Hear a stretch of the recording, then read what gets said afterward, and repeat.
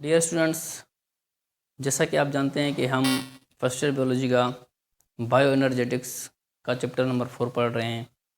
तो इसमें हम सेलुलर रेस्पिरेशन की बात कर रहे थे।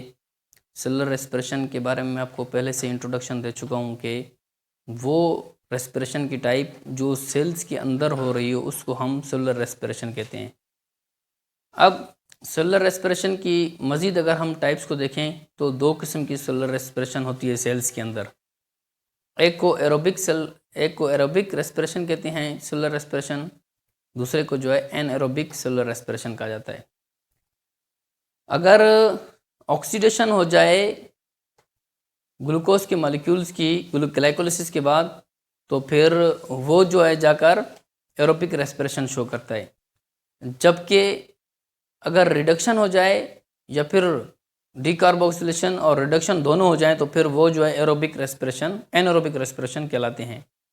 तो एनारोबिक रेस्पिरेशन की मज़ीद दो टाइप्स हैं, मैं आपको बता चुका हूँ कि दो तरह से। अगर सिर्फ रिडक्शन कर जाए तो फिर वो क्या करेगा, लैक्टिक एसिड की फर्मेंटेशन करेगा, और अगर डिकार्बोक्सिलेशन और रिडक्शन दोनों हो जाएं तो फिर वो जो है अल्कोहलिक फर्मेंटेशन करेगा।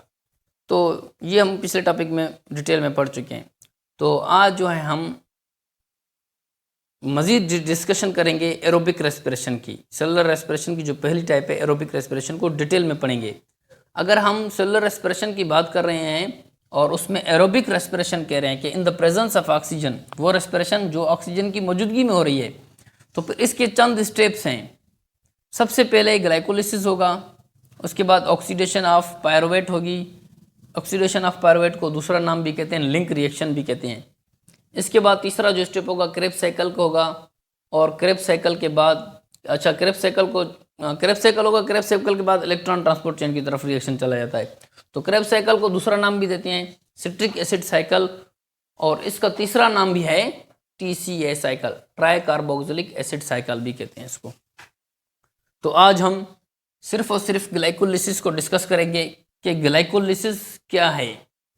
तो इसके बाद फिर हम इसकी मजीद स्टेप्स को भी डिस्कस करेंगे। तो आज जो हमारा टॉपिक है वो ग्लाइकोलिसिस के ऊपर है, एरोबिक रेस्पिरेशन में ग्लाइकोलिसिस।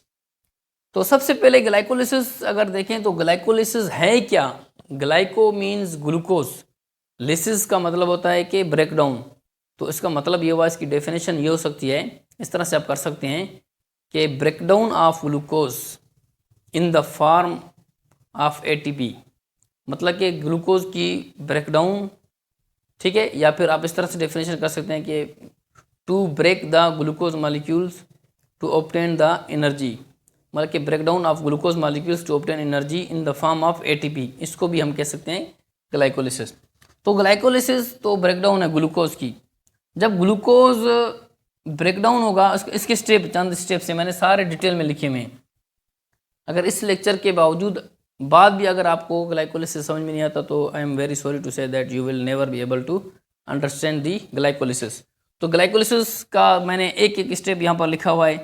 तो ग्लाइकोलिसिस जो है क्या है, सबसे पहले ग्लूकोज का पहला स्टेप जो क्या है, ग्लूकोज कन्वर्ट हो जाएगा ग्लूकोज 6 फॉस्फेट में। एक ATP, एक जो फास्फेट का मॉलिक्यूल आएगा वो 6 नंबर के जो है कार्बन के ऊपर जाकर अटैच हो जाएगा, और इस दौरान जो एंजाइम यूज होगा हेक्सोज काइनेज जिसको कहते हैं। हेक्सोज काइनेज इस एंजाइम को इस्तेमाल करते हुए ग्लूकोज का मॉलिक्यूल को कन्वर्ट कर देगा ग्लूकोज 6 फास्फेट में। इसको 6 फास्फेट क्यों कह रहे हैं, क्योंकि ये कार्बन नंबर 6 पर जाकर अटैच होगा, इसलिए इसको ग्लूकोज 6 फास्फेट कह रहे हैं। और इस दौरान एक ATP का मॉलिक्यूल जो है वो खर्च हो जाएगा, ADP जो है कन्वर्ट हो जाएगी ATP में, ठीक है, इस तरह से।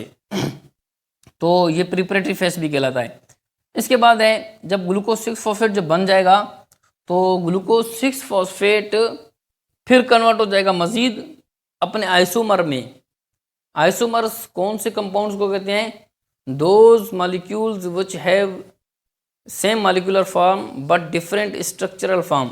वो मॉलिक्यूल जिसकी मॉलिक्यूलर फार्मूला को अगर देखें तो वो तो एक जैसे होते हैं, लेकिन स्ट्रक्चरल पॉइंट ऑफ व्यू से वो एक दूसरे से मुख्तलिफ होते हैं। तो ग्लूकोज अपने आइसोमर में कन्वर्ट हो जाएगा फ्रुक्टोज 6 फास्फेट में, और कौन कन्वर्ट करेगा, एक एंजाइम फास्फोग्लूकोज आइसोमरेज, एक एंजाइम होगा जो ग्लूकोज 6 फास्फेट को फ्रुक्टोज 6 फास्फेट में कन्वर्ट कर देगा। ये इसका दूसरा स्टेप हो जाएगा। पहले स्टेप में ग्लूकोज कन्वर्ट हो जाएगा ग्लूकोज 6 फास्फेट में, हेक्सोकाइनेज ये करवाएगा। और दूसरे नंबर पर एक और मॉलिक्यूल, एक और एंजाइम होगा फास्फोग्लूकोज आइसोमरेज, जो ग्लूकोज 6 फास्फेट को अपने आइसोमर फ्रुक्टोज 6 फास्फेट में कन्वर्ट कर देगा। अब यहाँ तक ये स्टेप। अब इसके बाद दूसरा एटीपी का मॉलिक्यूल खर्च होगा और ये एटीपी का मॉलिक्यूल जो है क्या करेगा, ये एडीपी को आपका जो है एटीपी में कन्वर्ट कर देगा। यहाँ तक दो मॉलिक्यूल एटीपी के खर्च हो चुके होंगे यहाँ तक। इसके बाद है इसके बाद फ्रुक्टोज 6 फास्फेट कन्वर्ट हो जाएगा फ्रुक्टोज 1,6 बिसफॉस्फेट। यहाँ पर फास्फोरिलेशन मजीद हो जाएगी। क्यों? क्योंकि जब एडीपी का मॉलिक्यूल कन्वर्ट हो रहा है एडीपी में, तो यहाँ पर एक और फास्फेट का मॉलिक्यूल जाए, यहाँ पर सिर्फ 6 के साथ था, तो यहाँ पर कार्बन नंबर 1 के साथ भी दूसरा मॉलिक्यूल जाकर अटैच हो जाएगा फास्फेट का। तो कार्बन नंबर 1 पर जब ये अटैच हो जाएगा तो ये फिर बन जाएगा फ्रुक्टोज 6 फास्फेट से फ्रुक्टोज 1,6 बिसफॉस्फेट कहलाएगा। अब एक और एंजाइम मौजूद है यहाँ पर। जब फ्रुक्टोज 1,6 बिसफॉस्फेट बन जाएगा तो एक और एंजाइम आएगा एल्डोलेज। एल्डोलेज फ्रुक्टोज 1,6 बिसफॉस्फेट को कन्वर्ट कर देगा 2 ट्रायोज मॉलिक्यूल में। ट्रायोज मॉलिक्यूल क्यों कहते हैं इसको? 3 कार्बन कंपाउंड है, क्योंकि ट्रायोज कहते ही क्या है, 3 कार्बन कंपाउंड को कहते हैं। तो एल्डोलेज फ्रुक्टोज 1,6 बिसफॉस्फेट को 2 मॉलिक्यूल में कन्वर्ट कर देगा। वो 2 मॉलिक्यूल ट्रायोज होंगे, 3 कार्बन कंपाउंड होंगे। एक जो बनेगा ग्लाइसरल्डिहाइड फॉस्फेट बनेगा, ग्लाइसरल्डिहाइड फॉस्फेट बनेगा। दूसरा डायहाइड्रोक्सी एसीटोन फॉस्फेट बनेगा। ये दोनों ही क्या हैं? 3 कार्बन कंपाउंड है, ट्रायोज मॉलिक्यूल हैं।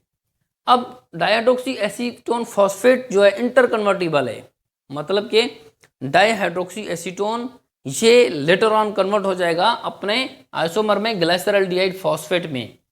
तो इसका मतलब है कि फ्रुक्टोज 1,6 बिसफॉस्फेट से हमें क्या हासिल हो जाएंगे? 2 ग्लाइसरल्डिहाइड के फॉस्फेट के मॉलिक्यूल आ जाएंगे।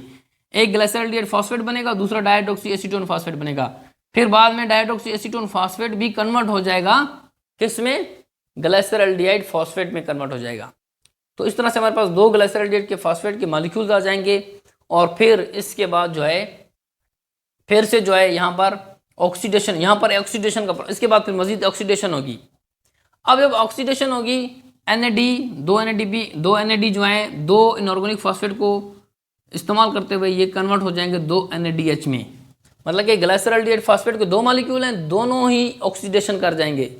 जब दोनों की ऑक्सीडेशन हो जाएगी तो इसके नतीजे में होगा क्या कि हमारे पास 2 NADH के मॉलिक्यूल बन जाएंगे, 2 NADH के मॉलिक्यूल बन जाएंगे। और जो हमारे पास ग्लाइसरल्डिहाइड फॉस्फेट था ये कन्वर्ट हो जाएगा 1,3 बिसफॉस्फोग्लाइसरेट में।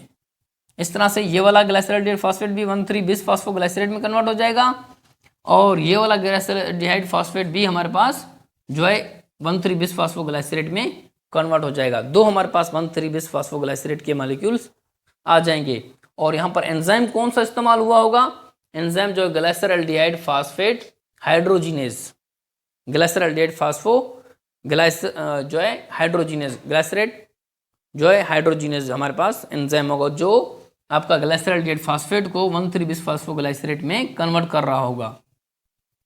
अब यहाँ से जो है एक फॉस्फेट का मॉलिक्यूल निकल जाएगा। जब एक जो है फॉस्फेट का मॉलिक्यूल निकल जाएगा तो इसके नतीजे में जो है हमारे पास ATP यहाँ पर बनेगी। एक मॉलिक्यूल जो है ATP का यहाँ पर बनेगा। तो एक ATP का मॉलिक्यूल मैं आपको यहाँ पर लिख दूँ, एक ATP का मॉलिक्यूल जो है यहाँ पर बनेगा। मतलब कि ADP जो है ये ATP की फॉर्मेशन कर देगा। यहाँ से हमारी 2 मॉलिक्यूल्स ATP के बन जाएंगे। तो काउंट करते जाए, वहाँ पर 2 मॉलिक्यूल्स खर्च हुए थे ATP के, अब यहाँ पर 2 मॉलिक्यूल्स ATP के जो हैं वो फॉर्मेशन कर चुके हैं, बन चुके हैं। इसके बाद हमारे पास जब एक फॉस्फेट का मॉलिक्यूल निकल गया, ATP बन गई, और फिर हमारे पास क्या रह जाएगा पीछे? 3-फॉस्फोग्लाइसरेट रह जाएगा। तो 3-फॉस्फोग्लाइसरेट यहाँ पर भी बनेगा, 3-फॉस्फोग्लाइसरेट यहाँ पर भी बनेगा। और एंजाइम कौन सा यूज होगा? Phosphoglycerate kinase. ये यहाँ पर भी इस्तेमाल होगा, फॉस्फोग्लाइसरेट काइनेज यहाँ पर भी इस्तेमाल होगा। तो हमारे पास 2 फॉस्फोग्लाइसरेट के मॉलिक्यूल बन जाएंगे। अब ये 3-फॉस्फोग्लाइसरेट जो है फिर से चेंज हो जाएगा। ये जो फॉस्फेट का मॉलिक्यूल है पहले यहाँ पर 3 कार्बन पे होगा, इसलिए हमको इसको 3-फॉस्फोग्लाइसरेट कह रहे हैं। अब इसमें से जो है ये आइसोमर, ये तब्दील कर देगा, आइसोमराइजेशन कर अपनी स्ट्रक्चर चेंज कर देगा, मतलब कि 3 कार्बन से फॉस्फेट का मॉलिक्यूल निकल कर कार्बन नंबर 2 पर आ जाएगा। जब कार्बन नंबर 2 पर आ जाएगा तो फिर हम इसको नाम देंगे 2-फॉस्फोग्लाइसरेट का नाम देंगे। तो यहाँ पर भी 2-फॉस्फोग्लाइसरेट बन जाएगा, यहाँ पर भी 2-फॉस्फोग्लाइसरेट बन जाएगा। अब ये कौन कर रहा होगा, कौन सा एंजाइम कर रहा होगा, वो एंजाइम होगा फॉस्फोग्लाइसरेट म्यूटेज। फॉस्फोग्लाइसरेट म्यूटेज जो है 3-फॉस्फोग्लाइसरेट के मॉलिक्यूल को 2-फॉस्फोग्लाइसरेट के मॉलिक्यूल में कन्वर्ट कर रहा होगा, यहाँ पर भी और यहाँ पर भी। इसके बाद फिर हमारे पास यहाँ पर जो है 2-फॉस्फोग्लाइसरेट आ जाएगा। जब यहाँ पर 2-फॉस्फोग्लाइसरेट आ जाएगा तो अब यहाँ पर क्या होगा, यहाँ पर जो है फॉस्फोइनोल पायरुवेट बन जाएगा। यहाँ पर वाटर का मॉलिक्यूल निकल जाएगा, जब निकल जाएगा तो फिर ये क्या कर जाएगा, फॉस्फोइनोल पायरुवेट बन जाएगा। 2-फॉस्फोग्लाइसरेट से हमारे पास जो है फॉस्फोइनोल पायरुवेट बन जाएगा। फॉस्फोइनोल पायरुवेट कौन करवा रहा होगा, एंजाइम इनोलेज करवा रहा होगा। इनोलेज यहाँ पर भी 2-फॉस्फोग्लाइसरेट को फॉस्फोइनोल पायरुवेट में कन्वर्ट कर रहा होगा और यहाँ पर भी जो है फॉस्फोइनोल पायरुवेट में कन्वर्ट कर रहा होगा। इसके बाद अब हमारे पास फॉस्फोइनोल पायरुवेट है, तो फॉस्फोइनोल पायरुवेट जो है ये लेटर ऑन जो है क्या कर पायरुवेट के मॉलिक्यूल में कन्वर्ट हो जाएगा। अब पायरुवेट में से यहाँ पर जो फॉस्फेट का मॉलिक्यूल है फिर से निकल जाएगा। जब यहाँ पर फॉस्फेट का मॉलिक्यूल निकल जाएगा तो ये फॉस्फेट जो है क्या कर देगा, हमारे पास एनर्जी बनाने में हेल्प करेगा। यहाँ पर एटीपी का मॉलिक्यूल बन जाएगा और ये एटीपी जो है यहाँ पर दोबारा से बन जाएगी इन दोनों के, क्योंकि यहाँ पर फॉस्फोइनोल पायरुवेट यहाँ पर भी है, फॉस्फोइनोल पायरुवेट यहाँ पर भी है, दोनों ही मॉलिक्यूल में से फॉस्फेट निकल रहा है और निकल कर एटीपी बना देगा। तो उसका मतलब 2 एटीपी के मॉलिक्यूल्स यहाँ पर भी बनेंगे। 2 एटीपी के मॉलिक्यूल्स यहाँ पर बने थे 1,3-बिस-फॉस्फोग्लाइसरेट में यहाँ पर, और 2 जो है यहाँ पर फॉस्फोइनोल पायरुवेट में से फॉस्फेट जब निकल जाएगा तो एटीपी बना देगा। इस तरह से हमारे पास जो टोटल एटीपी हैं वो 4 बन जाएंगे। अब यहाँ पर कितने, ये हमारे पास यहाँ से जो है ये जो प्रोसेस है, ये स्टेप है, इसको कहते हैं ऑक्सीडेटिव फेज। ठीक है, यहाँ पर ऑक्सीडेशन हो रही है यहाँ पर, इसलिए हम इसको ऑक्सीडेटिव फेज का नाम देते हैं। अब इसके अलावा यहाँ पर जो था हमारे पास एनर्जी खर्च हो रही थी, ये प्रिपरेटरी फेज था। प्रिपरेटरी फेज में जो है 2 एटीपी के मॉलिक्यूल्स यूज होते हैं, जबकि ऑक्सीडेटिव फेज में जो है 2 एटीपी के मॉलिक्यूल्स बनते हैं, 4 एटीपी के मॉलिक्यूल्स बनते हैं। तो हमारे पास नेट गेन क्या हो जाएगा, 2 खर्च हो गए, 4 बन गए, तो इसका मतलब 2 एटीपी के मॉलिक्यूल्स यहाँ पर बन जाएंगे। और साथ साथ जो है हमारे पास एक और चीज़ भी बनी, यहाँ पर 2 NADH के मॉलिक्यूल भी बनेंगे। ठीक है, तो इस तरह से हमारे पास ग्लाइकोलिसिस में जो है ओवरऑल जो है तो 2 एटीपी के मॉलिक्यूल्स यूज हो रहे होते हैं और जो है 4 एटीपी के मॉलिक्यूल्स बन रहे होते हैं। तो नेट गेन हमारे पास 2 एटीपी के मॉलिक्यूल होता है और इसके साथ साथ जो है 2 NADH के मॉलिक्यूल्स भी बन रहे होते हैं एज ए प्रोडक्ट। तो ये एनर्जी है दोनों ही, चाहे एटीपी है या NADH है। अब हमारे पास जब पायरुवेट बन जाएगा तो ये पायरुवेट क्या करेगा, पायरुवेट अपने दूसरे स्टेप में चला जाएगा। मैंने आपको कहा ग्लाइकोलिसिस एरोबिक रेस्पिरेशन के 3 स्टेप हैं। एक ग्लाइकोलिसिस है, ग्लाइकोलिसिस मैंने आपको यहाँ तक डिटेल में बता दिया। पायरुवेट की फॉर्मेशन हो जाएगी, 2 पायरुवेट के मॉलिक्यूल्स बनेंगे, एक ये वाला बना, एक ये वाला बना। तो 2 पायरुवेट के मॉलिक्यूल जब बने तो ये 2 पायरुवेट के मॉलिक्यूल जो है ये क्या करेंगे, ये जो है आपका चले जाएंगे क्रेब्स साइकिल में। जब क्रेब्स साइकिल में जाएंगे तो क्रेब्स साइकिल से फिर जो है ये, उससे पहले ऑक्सीडेशन होगी, ऑक्सीडेशन के बाद क्रेब्स साइकिल में जाएंगे और फिर जो इलेक्ट्रॉन ट्रांसपोर्ट चेन में जाएंगे। इलेक्ट्रॉन ट्रांसपोर्ट चेन फिर आखिर में जाकर चौथा इसका स्टेप है। तो आपका जो एरोबिक रेस्पिरेशन कितने स्टेप पर मुश्तमिल है, 4 स्टेप पर मुश्तमिल है। Number 1 glycolysis, number 2 oxidation of pyruvate, फिर जब ऑक्सीडेशन हो जाएगी, ये जो पायरुवेट बना इसकी ऑक्सीडेशन होगी, तीसरे स्टेप में फिर चले जाएंगे क्रेब्स साइकिल में। जब क्रेब्स साइकिल से ये ओवरऑल गुजर जाएंगे तो फिर ये आपका इलेक्ट्रॉन ट्रांसपोर्ट चेन, इसका लास्ट स्टेप होगा आपका जो है एरोबिक रेस्पिरेशन का। तो it's all about aerobic respiration and glycolysis. I hope that you will have got my lecture. अगर आपको मेरा ये लेक्चर समझ में आ गया तो काइंडली मेरे इस चैनल को लाइक करें, सब्सक्राइब करें और बेल आइकन पर क्लिक करें। शुक्रिया।